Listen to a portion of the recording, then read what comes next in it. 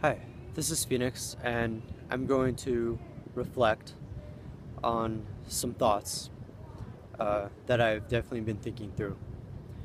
I want to start off by talking about Nietzsche's um, preoccupation with genealogy and the implications of that obsession with genealogy. The implications are very simple. Um, the implications are the implications behind genealogy are indeed making us ask the question of how did things become the way that they are? Now, this is an interesting question, um, a very interesting question indeed, and I think that it's difficult to know how things became the way that they did. So as I was looking around um, at the city and looking at the buildings, I was wondering how it got that way and how, to use Heidegger's idea, how it got thrown into such a chaotic and chaotically architectural environment. You know, looking at the massive skyscrapers, certainly a metaphor for unbridled capitalism, and kind of an unbridled capitalism.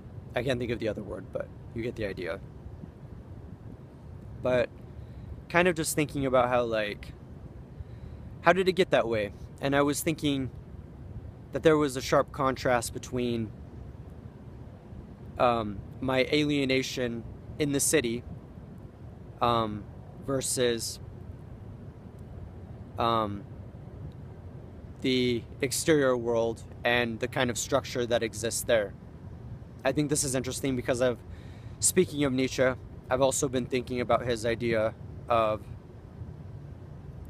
how essentially he believes in living in the here and now, but it's not the cliched live in the moment, because his idea operates in a very complex context of philosophy, and that is the idea that Nietzsche despises Plato because of his Platonic forms and his idea of forms, and his idea of this kind of heaven of perfection, which prevents us from living in the moment. And so I was thinking of that tension as I was looking around at the buildings and thinking about how the buildings were definitely at odds with kind of the vision that I have in my mind of what I want to see around me, and how I basically didn't contribute at all to the buildings and the environment around me. And yet I am a part of that environment. And so what a strange philosophical question to ask.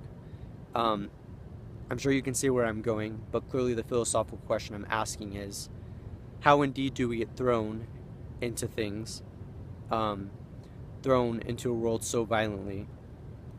But even more importantly than that, how do we survive in a world that seems so utterly alien and seems to be constructed by forces outside of ourselves? Now, I think that's definitely a question worth asking and thinking through. And I'm not sure that I have an answer, but it's certainly an idea to think through.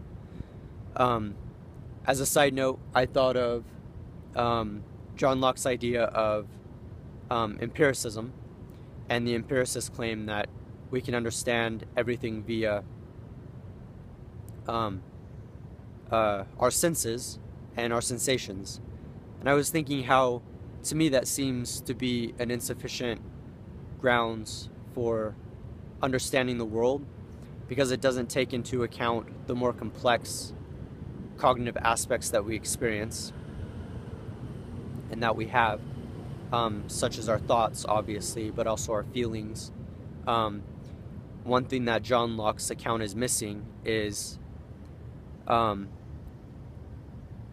it does definitely indeed take into account the experience itself via the senses, but it doesn't take into account how that experience makes us feel.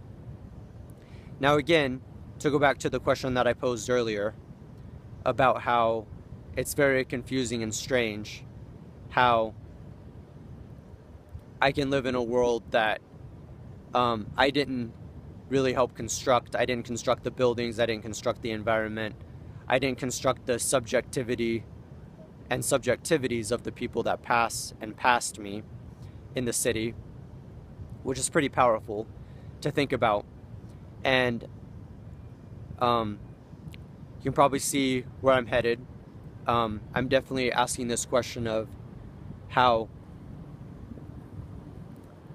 our experience plays in the complex role of a world that seems to be already pre-structured and pre-made, and if our experiences and our subjectivity, our personal subjectivity, can mold the world in various ways. Now, of course, this is a question that I've asked a lot in the past. I wouldn't necessarily say that there's an answer, but I tend to go towards the idea that indeed are the feelings of our experience, the feelings of our subjective experience, can indeed shape the world, as can our cognition. But that's the difficulty. How can it? And it's definitely difficult to know for sure how it can shape the world around you when, like I said, it seems to be pre-structured and preset. So again, to use the metaphor of the buildings, I didn't build the buildings, I had nothing to do with the buildings. I definitely had nothing to do with the design. And yet, of course, there's a part of me that wants to believe that somehow I did contribute to it. And now, I definitely don't know if this has to do with some feeling of inferiority, that I feel like I don't contribute to the world, that I don't contribute to anything in the world. But I think that would be an unfair statement to myself, a form of bad faith. And so I think that I would definitely want to focus more on the idea that there are certain things that I definitely can't shape. It seems that we are definitely thrown into a world that is pre-structured, but I don't want to adopt a deterministic viewpoint. And so I want to say that there are certainly many things that we can't control, and the world is overwhelming in terms of its ability to act on us and to pressure us, and to put pressure on us. And it is indeed an overwhelming force that pushes us a certain way. What could be called the Zeitgeist of the world. The Zeitgeist that has always existed and will continue to exist so long as we exist. Now, I wanted to close with a final thought, and it's thinking about Nietzsche, one of the first existentialists, and then Sartre. And I was thinking about how Sartre's idea about how basically what we need to do is we need to act, and more specifically, we need to act authentically according to our own project, and that we need to fulfill that project. Whatever that project is that we envision, we must fulfill. And I was thinking about how essentially that existentialist idea is pretty intense, because the idea that's often tossed around is that if you don't fulfill your project, it means you are weak. It is a sign of weakness, and it means the very fact that you didn't fulfill your project basically means you failed as a human being, and you failed your purpose. And I was thinking of a lighter concept by Nietzsche that I would be more likely to adopt. Certainly that is his idea of the frustrated will,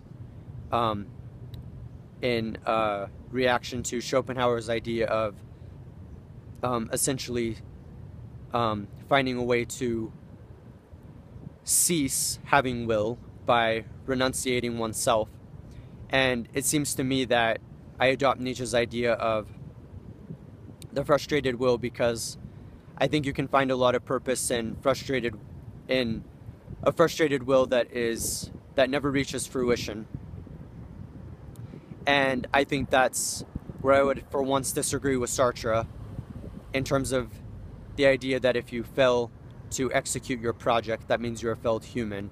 Because I think that's the whole point of Nietzsche's idea of the frustrated will, is that we come to some kind of understanding that we will probably never reach our goals. We will probably never self-actualize the way that we like. We will probably never fulfill our project and see our project come to fruition.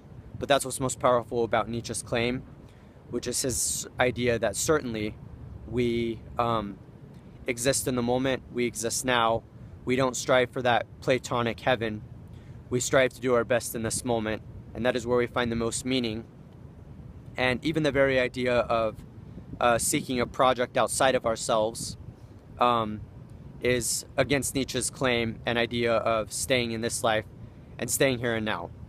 And I just want to close by saying that that's certainly something that I want to keep in mind. Is definitely keeping in mind this idea that I need to focus on the moment and not get overwhelmed by the forces, the many overwhelming forces that act beyond me and that continue to act beyond me, and to try to have a decentered position, and to try not to put so much emphasis on my actions and myself. Of course, this is hard to do because it requires a certain renunciation of Sartre's idea of action, and putting emphasis on our actions. But of course, I'm being responsible with that notion, and it's more of just a way of trying to remove the ego. And I think that it's difficult to do that, I will say, because when we feel like we're being acted on by overwhelming forces, we naturally want to act even more and resist those forces. But I'm saying that I want to do that just a little bit less, and I'm not resigning, but I'm simply accepting that I want to continue my frustrated journey, my flustered journey. And while I understand that I might not reach my goals and ambitions, it is what makes my life meaningful, and it is what gives me purpose. And thinking through these ideas and reflecting, that is enough for me. And now that I've conceptualized that in my mind, that that's what I've done and that's what I've been doing, I would say that that gives me peace and contentment. Again, this is Phoenix, and thank you.